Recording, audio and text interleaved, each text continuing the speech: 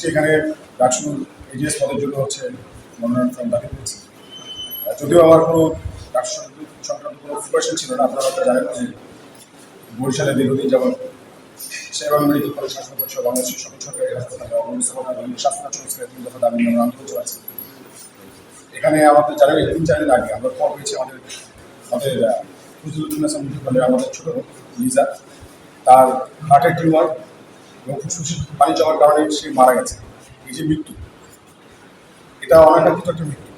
সে যদি ঠিকমতো জানতো যে তার আসল রোগটা কি, তার হয়তো এটা ট্রিটমেন্টের ব্যবস্থা হতো, কিন্তু আসলে হয়তো সেই ট্রিটমেন্টের সুযোগটাই পায় না। আমাদের বিশ্ববিদ্যালয়ের দায়িত্ব, আমাদের কিন্তু হেলথ ইন্স্যুরেন্সের ব্যাপার আছে। আমাদের যে খাদ্যাভ্যাস, আমাদের যে কোনো হেলথ ইন্স্যুরেন্সে যে কোনো টাকা হয়, সেই কোনো টাকা কিন্তু মানে দিয়ে কিন্তু একটা সুন্দর বিশ্ববিদ্যালয় মেডিকেল সেন্টার পর্যন্ত চালু করা যেত, খুব ভালোভাবে এটা মেনটেন করা যেত, কিন্তু আসলে হয়নি।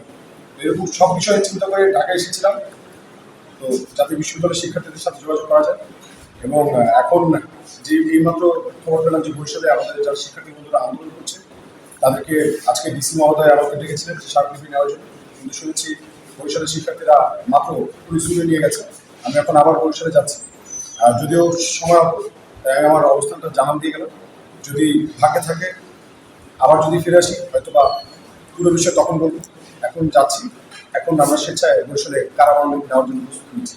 নির্বাচনের যে প্রতিশ্রুতি, ঢাকা বিশ্ববিদ্যালয়ের একজন শিক্ষার্থী হিসেবে আসলে এখানে নেতা হতে আসেনি, নেতা হতে চাই না, নেতা হওয়ার কোনো ইন্টেনশন নেই, একজন কর্মী হতে চাই।